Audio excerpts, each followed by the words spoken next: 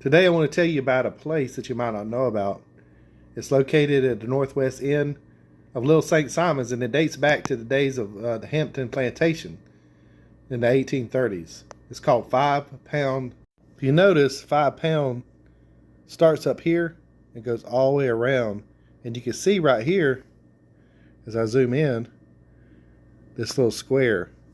That was believed at one time to have been a prison for unruly forced laborers or people that wouldn't follow the law, and they were sent here to work in this experimental rice farming area, which you could tell was very inhospitable. It was just swamp and sand and little islands. You see the little islands here? They probably stayed on those islands. But right here was supposed to be the prison, but I believe that's probably just part of the rice field, and this was probably the prison was probably up here and this on one of these little islands.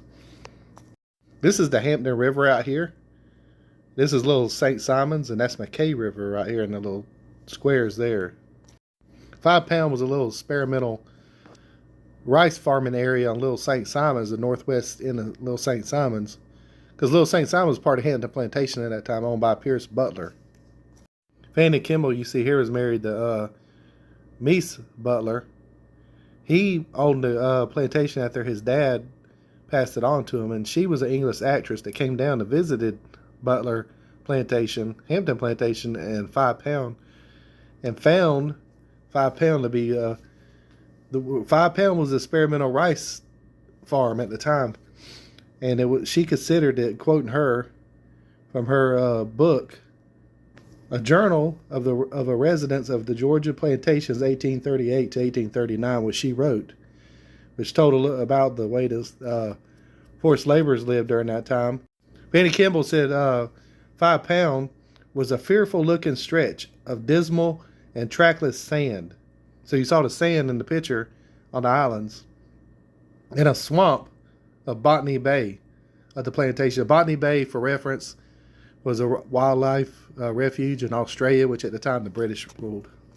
So they sent the unruly and the forced laborers that were misbehaved to this area because it was hard. It was hard labor, and it was a dangerous area. It had snakes, gators, and swamp, all kinds of stuff out there. Fanny Kimball also visited the Quash House, which was a forced labor house that was on the northwest end of Little St. Simons as well. Here's another view. Again, you can see right here the square, which was believed to have been the prison. But this right here is probably where everybody lived, and they probably grew the rice out here. That was probably a rice paddy and not a prison. There's a closer look at the 5 Pound prison, as they say it was. It's basically just a square. But I'm not sure how anybody would have lived in that because it looks like a swamp. I'm guessing this was part of the rice paddy because of the ditches. And over here on these little islands is probably where the prison actually was for the overseers and the people that lived there. This is just a way the area it is on a regular map. See the McKay River. This is the Hampton River. And this is Little St. Simons here. Here's where 5 Pound was. And Two Bros Islands there gives you kind of an idea where it was located. Another view further out, where it panned out, you can see closer where it is. And there's New Hope over here on this side. You can see St. Simons on this side over here. It's a picture of what some of the wildlife looks like there today. Basically, it's just a swamp, a swampy area, a swamp and water. I had a friend that actually took a kayak and went out there, walking out there where that square is. There's nothing but swamp up to your waist. So I'm still guessing that was part of the rice paddies at one point. 5 Pound rice farm actually failed in the end. It was too inhospitable, too wet.